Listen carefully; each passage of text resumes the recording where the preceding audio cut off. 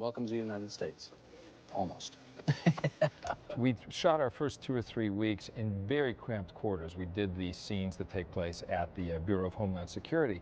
And it was a very nice set, but it was not the most exciting set visually. And I could sense Steven was getting antsy. And when he walked on the set, he, like the rest of us, hadn't seen its final completion. It was truly someone had given him the toys. I mean, this was a man who was just ready to go from capturing dramatic scenes or comedic scenes to actually shooting cinema.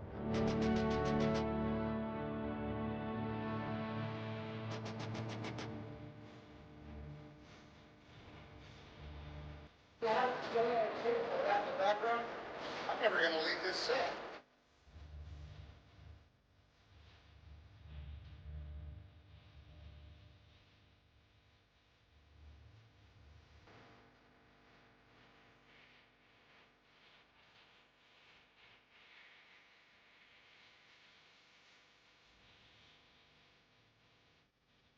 There's a great luxury involved in shooting a set like this. Because we're here for, I think, what, 35, 38 days, we're here for a long time, it does allow for improvisation. And I think Steven's taking advantage of that, full tilt. Because you're not having to move the department, move the company every day. You're not having to set up and then wrap and then set up and wrap. It's all sitting right here. So really, if someone has a good idea, if Steven sees something, or if Tom has a suggestion, it's really can be 30 minutes between the idea and when you shoot it.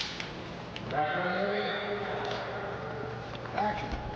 To walk over into here and see it for the first time, it's immediately inviting. This is actually the antithesis of what most motion picture making is.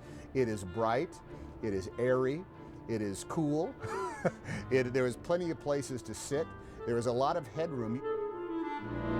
When I first walked into the set, which is, you have to really see it to believe it, the size of it and the attention to detail. I turned to Steven and I said, I'm just breathless. And usually in movies, you go into these dark, dirty places where you're cramped down, and here it's just the opposite. I think that one of the reasons this movie has garnered so much good efforts out of everybody is this airport terminal is a pleasant place to come to every day. No one's flying anywhere, but to come to and have all this kind of like well-designed space, it makes you believe that architecture truly is an art as well as something of a mechanical science. It makes you feel good to be here. Oh, hi.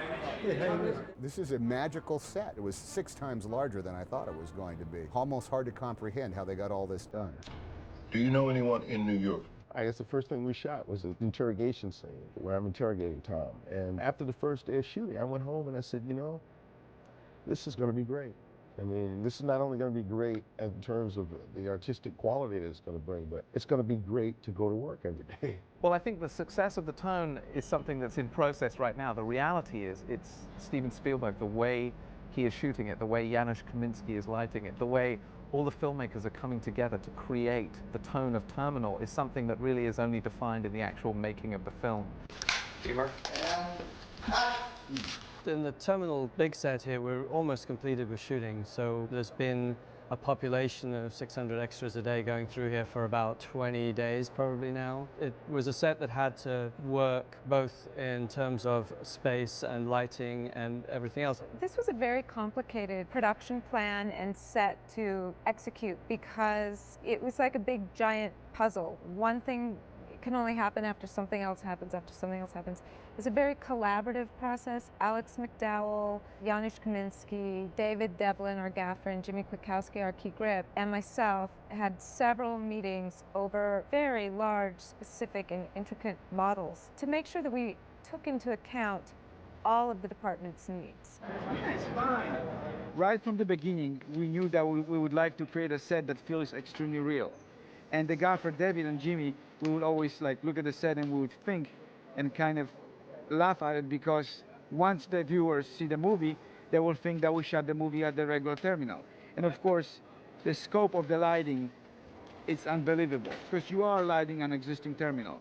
Basically, Alex built the structure, but we had to light the structure. And it's a fun thing, but also I'm a little bit jealous because it is just going to look like a terminal. You know, I just said to Janusz, we're not going to stylize the picture. We're not going to visually editorialize on it. I just like to get this terminal, which is a set, to look like we were on location shooting in the real place. And that's exactly what Janusz did.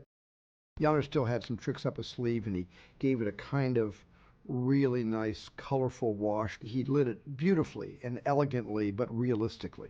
So we had passed off the artificial arc light for real sunlight, so you would think that the sun was actually coming through some of the skylights.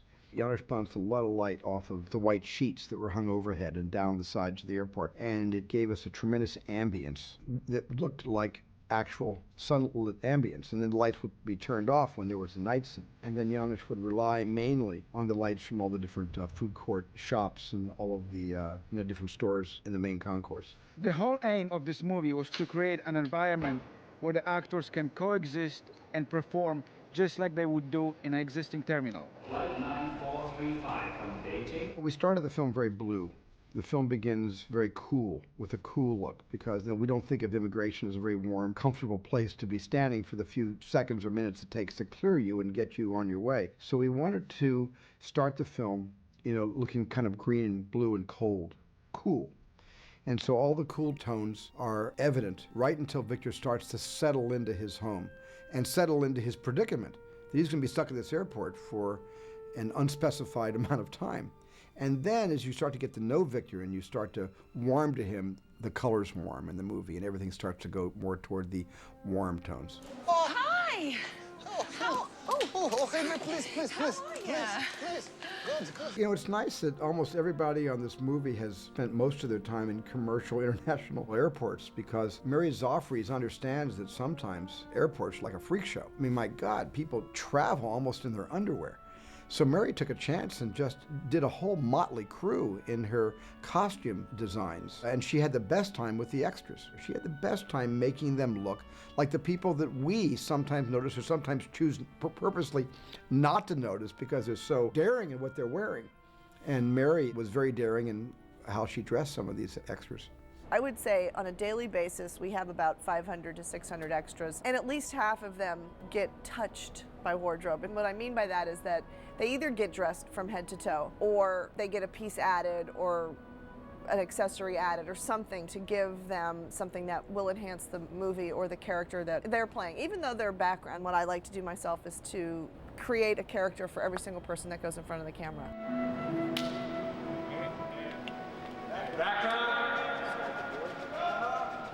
I built Tom's closet, keeping in mind that he thought he was going to probably be here for about 2 weeks. So what does somebody bring when they're coming to the United States for the first time? And keeping with the traditional value of, I'm going to dress up. I mean, he's traveling to the United States for the first time, so he wears a suit when we first see him. And he still has hope that he can get out of the terminal, and so he keeps his suit on until that moment when Stanley's character offers him the ability to leave, and he doesn't. And so after that, he sort of relaxes into being in the terminal, and so then you see him coming out of his suit more and more. Viktor's being influenced by everything he sees around him, and especially he's being influenced by the commercialism of an airport and all the things he can buy if he ever can make any money. But Viktor starts to get a good sense of himself, and he starts to want to fit in and become part of this experience. So he does dress better, and Mary did have an interesting character arc in costumes for Viktor. I love the suit. Oh, Hugo Boss. On sale, $149.99. It's a bargain. I worked with Mary before on Intolerable Cruelty, and so she knew me as a person and knew my kind of work process. And this is, a very simple look. So it stemmed really from my hair and makeup team too, Karen Houston and Cindy Williams, who have done all my movies with me. And we wanted to find a look in the hair and the softness in the makeup to make this, a practical girl. Even though it's an attractive look, it's certainly not a glamorous look. Catherine has technically 3 changes in the movie, and one of them is what she wears to the date. And she runs into Tom Hanks' character, Viktor, and he asks her out to dinner. And, she's always got her overnight bag, and so what does every girl carry in their overnight bag is a little dress or an outfit. And so that's what she's got in her bag, and that's what she wears on her date. Do you have an appointment? Navorski? So with all my team and collaborating together, I went to Stephen's office and just did it, for him to see, and he liked the look. And we went from there. Grazie mille. The thing that struck me the most is I was fitting Shabaka, who plays Thurman, and he said to me, I feel like the character in this. And that made me feel good. That's a good thing. That's what you want a costume to do, is to sort of make the actor feel like the character in it. And there was one day I had this one tie, and I tried it on, I looked and I thought, this tie isn't right. It's not the same as the other ties. It's not quite. And I'm about to open the door to go talk to her, and there's a knock at the door, and it's her, and she has another tie in her hand, and she says, I don't like that tie that you're wearing. I mean, it really is the specificity with which they work, all of them here, and the efficiency is a very rare thing. When you have people like that working who are always keeping an eye on the truthfulness of what you're doing and the character can't help but grow. It's time for you to go home. I was surprised when I first read this script that I would find myself working with our special effects man, Michael Lantieri, but Steven has added a lot of little things that require somebody of his brilliance. Funny little things like, one day Alex McDowell called me up and he said, you know, I know Steven wants to have Victor run through the airport pushing 40 smart cards. And we and my team just tried to push 6, and it was hard. We couldn't do it. So again, it was like, uh-oh, we better get Michael on the phone. Michael will figure it out. So suddenly, next thing I know, he's got a remote control engine that's running the smart carts around the airport. I mean, he's amazing. He can figure out anything. I'll take it from here. It's been interesting to watch Steven bring that sort of texture to the film and the different layers. When I read the script, there were almost no stunts. And I kind of think when he saw the floor and he saw how beautiful it was and shiny it was and slippery it was, he suddenly came up with all these ideas about people slipping on the floor, and wouldn't it be fun if Gupta was mopping and people slipped. The stunt coordinator is Doug Coleman, and it's tricky trying to get these guys to walk through these slippery floors and fall and make us laugh. And it's funny because we laugh every time. I think we shot the other day this poor stuntman who must have fallen 9, 10, 12 times, and all of us just could not stop laughing. We just thought it was hilarious. The visual effects were another thing that when you read the script, it seems very deceiving, but we did do a lot of pre-visualization just to be able to figure out how big the runway backing needed to be. From what part of the set do we see off the set?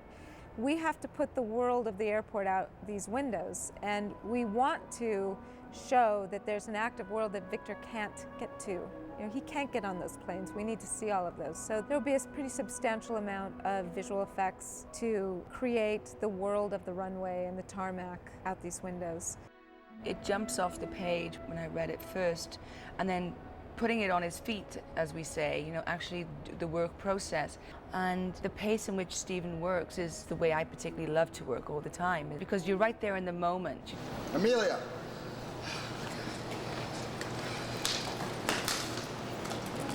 And cut. And cut. It's a challenge, but it's such a fun challenge. Well, I always work fast, and the crew thought we'd relax because Victor's stuck.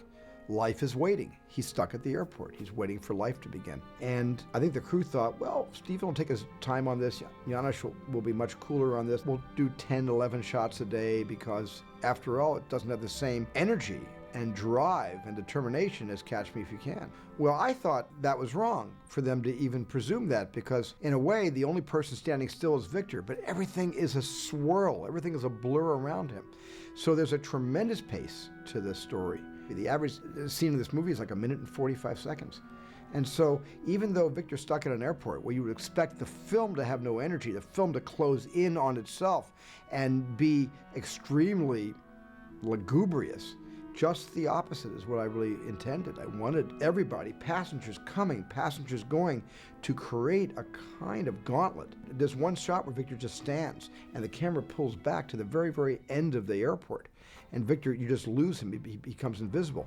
And he's the only person not moving. Everybody else is moving in every direction of the compass except him. And so there is an energy in the story. Waiting can be exciting. Waiting can be entertaining. I'm always very curious about what happens behind the camera, about everyone's work and about the editing and about camera. And I'm always looking and trying to find out how they do all the tricks in movies, you know? And with him, it's great. He goes and edits a scene and comes back saying, oh, that scene is amazing, and I use this shot. I always edit as I shoot. Rarely do I not edit when I'm shooting, because if I don't like something, if I don't like the way the scene turned out in my first cut, the set's standing, the actors are still being paid, I can go back and do it over again. And that's the main reason I edit as I shoot. Michael and I don't think of each other as collaborators because, in a sense, I think I'm Michael, and Michael, I presume, feels that he's me. We're sort of brothers in the most fantastic way. We read each other's minds. We make the same choice at the same time and laugh about it because, you know, we almost overlapped in saying, let's do this. We said it at the same time. We think alike, and we have. And Mike's done 17 of my 21 films as a film editor. It's an extraordinary brotherhood that we share. When others can't, Mike can. I just feel that anytime I get to work with great people, it's a stepping stone in your personal career. I enjoy every process of making movies, and to make them with these people, it really is going to be a huge step for me personally and professionally. Oh my God! I think that Steven always brings a larger element, a larger emotional element, and almost a larger examination of the theme than the screenplays actually present to begin with. Steven sees something in it that can only be expressed in cinematic terms, that can only be captured in cinematic ways. I think that this movie is, again, me having a reaction to all the darkness of my films in the 1990s and into the 2000s. From Schindler's List to Saving Private Ryan to Amistad to Minority Report, even to AI, you know, I've had a kind of seriousness with a lot of these films. And after Catch Me If You Can, I wasn't so willing to jump into something else that was grounded in history or was an important, quote-unquote, subject. I wanted to do something else that made me smile and could make other people smile. And this is a time that we need to smile. And Hollywood movies are supposed to give that to people at times in our own history where we're going through some very painful experiences in the world. And so I felt reactive about that and didn't want Catch Me to be the only movie I made in the beginning of the 21st century that was a bit of a romp. I wanted to do another picture that just could make you laugh and cry and feel good about yourself and others.